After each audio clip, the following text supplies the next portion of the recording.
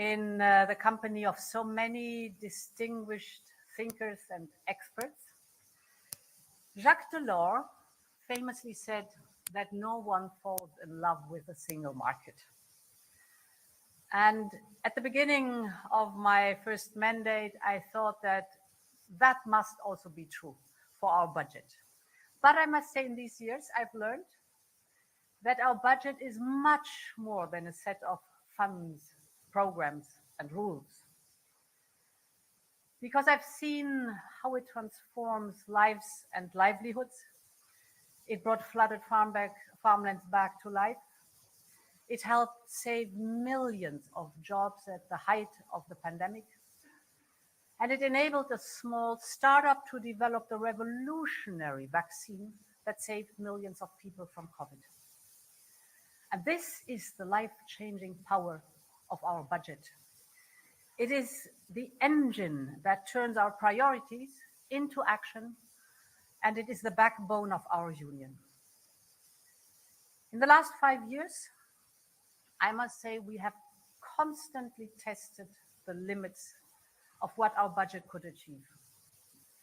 I remember the long meetings with our services every time an emergency hit.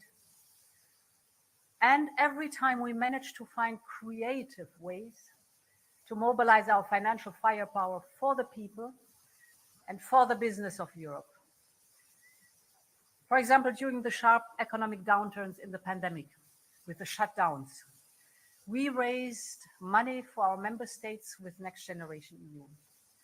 We turned a safety buffer in the budget, the famous headroom, into a very powerful emergency tool to finance our recovery and our energy security. I would not want to dare to think about how it would have been without Next Generation EU.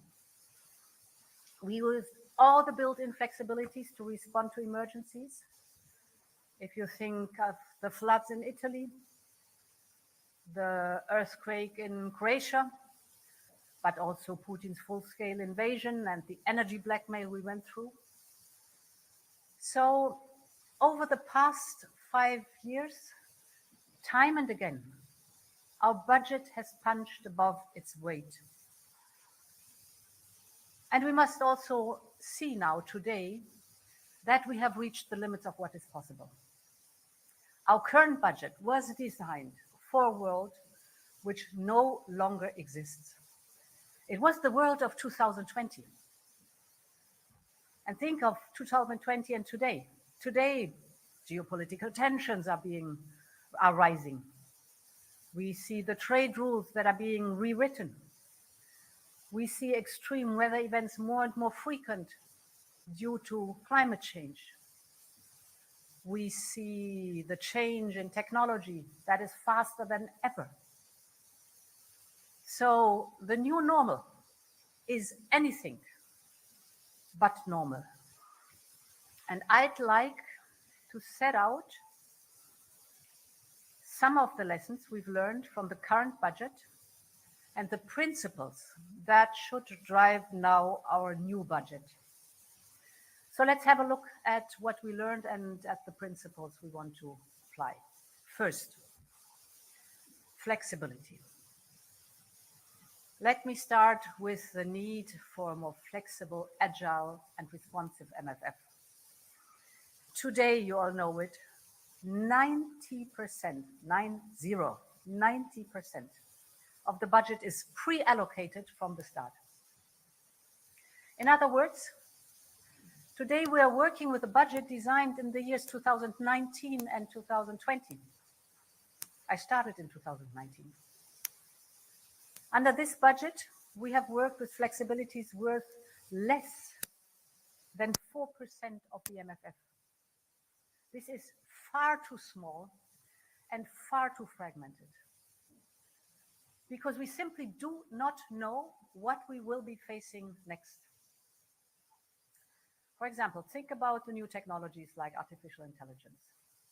When the current budget was negotiated, I remember we thought, and this was the norm of the declarations, that artificial intelligence would only approach human reasoning around about 2050. Now, we expect this to happen already next year. So it is simply impossible to determine today where innovation will lead us by the end of the next budgetary cycle. Our budget of tomorrow will need to respond fast. Think about natural disasters like storms, floodings, and heat waves, droughts. No one can predict when or where the next one will hit. The only thing we know is that they will be more frequent due to climate change.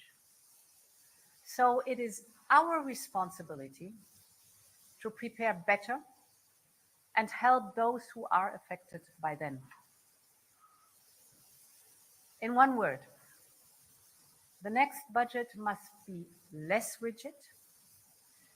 It must balance long-term investment with the capacity to adapt to new realities in a smooth way.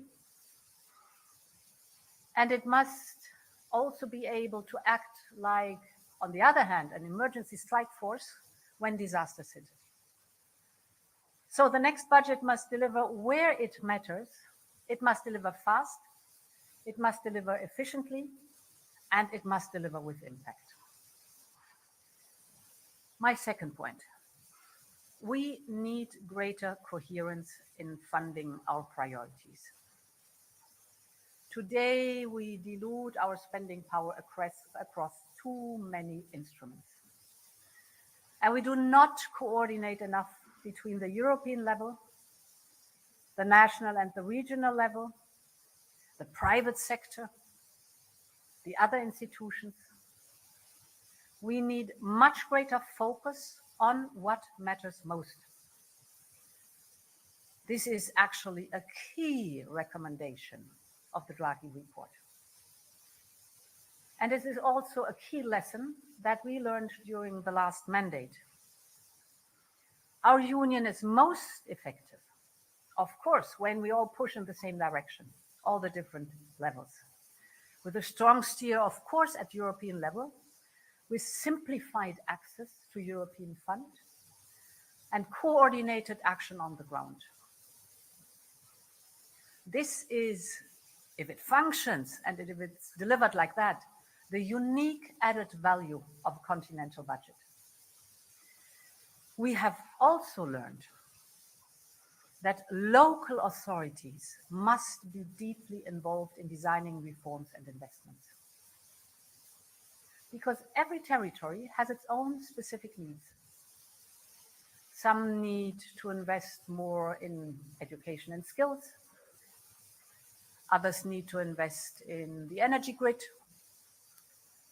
Some need to do more to manage their water. Others need to manage their external borders.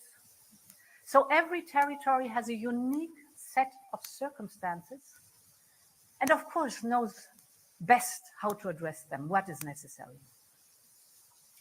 So we need to listen to our regions instead of having one single recipe for all, one size for all. For this reason, the new budget will be built on a new structure. It will be centered on national and regional partnerships for investments and reforms. These partnerships will be shaped by European priorities. And let me be very clear. In our next budget, there will be a central place for cohesion policy and for the common agricultural policy. Modernized and better adapted to today's challenges. But one thing is very clear, our regions and our farmers will always be at the heart of our union. This new approach will also help deliver a more effective and efficient budget. Now, how it is today? Today it takes years for our investments really to reach the ground, years. This means we're not funding the priorities of today, but those of several years ago. In other words, the new budget has to be faster, focusing not just on how much is spent, but what is delivered for our citizens and businesses. We will draw on the recent experience with milestones and targets. Each tranche of funding will be dispersed when agreed objectives have been achieved. Because we all know, and that's the experience of the last years, that this is the strongest incentive you can set to get things done. In everything we do, we will keep to a very clear principle.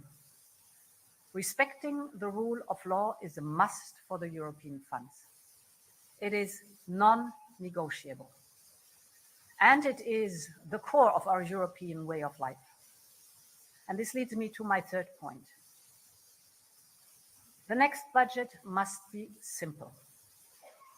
Simple to understand, simple to use for people, for businesses, for public administrations alike. You all know the reality of today. Today, many of our companies simply don't bother to apply for European funds because it is too complex, too slow, and too costly. They complain about bewildering numbers of programs. They struggle with too much bureaucracy, too little support, too many interlocutors. For example, listening to the startups, I've heard them telling me that they decided not to apply to our financing because round about 20% of the final grant would have been spent on the application process. That cannot be. So we urgently need to standardize our products and have a single gateway. This is why the next budget will have one single European competitiveness fund with simpler rules and transparent procedures. It will pull together investment power at the EU level in strategic sectors, from artificial intelligence to space, from clean technologies to biotechnologies, from all the other topics that are so important for our competitiveness, for the benefit of the entire single market. So the Competitiveness Fund will be operating under one rule book, offering one single gateway to project promoters, from small, medium, or bigger companies to researchers or university, you name it. It will be offering a whole box of financial tools to catalyze the private investment that we need so much and the public investment. In other words, the Competitiveness Fund will offer support for the whole investment journey of a project. So from the idea, where it starts, to the market, from research to startup, to scale up and global manufacturing. But let me also be very clear. Our framework program, Horizon Europe, will stay as a self-standing program. It is an outstanding brand. It is the most renowned research program worldwide. Of course, it will be tightly connected to our Competitiveness Fund, because we all know that we need a seamless flow. We need a seamless flow from fundamental research to applied research to startups, and then to have the scale up. Finally, we need new sources of funding. We must finance new priorities, and we must start repaying the loans raised for Next Generation EU. It is absolutely clear that national budget alone cannot bear the brunt of it. So we need new own resources. We have already proposed a package that is on the table today. We are also working on additional proposals. Of course, I'm aware it will be a very difficult discussion, as there is no silver bullet for this question. But I must also say the budget equation is daunting. So it is high time that we find a solution. Ladies and gentlemen, throughout our history, our budget has been a true force for good. It has helped unleash an economic miracle in our youngest member states. It has created a new generation of Europeans through the Erasmus project. Unprecedented experiences. Horizon Europe, as I said, has been financing groundbreaking research. Horizon Europe has won, or the Horizon program, has won 33 Nobel Prizes over the last 40 years. We want this success to continue. And for this, our budget must keep pace with a changing world. This is the mission ahead of us. I want to thank all of you for being here and discussing this mission the next 2 days. Thanks a lot. Have a good conference and long live Europe.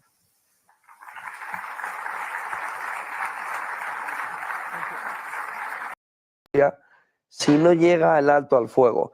Y te devuelvo a la primera pregunta, ¿no? Es decir, las posiciones son tan enfrentadas que ahora mismo, no sé qué opinas, pero no parece que haya una base de acuerdo. Si vemos los tres elementos fundamentales de Witkoff, ¿no? Witkoff, alrededor de hay 3 puntos para intentar negociar. Zaporilla,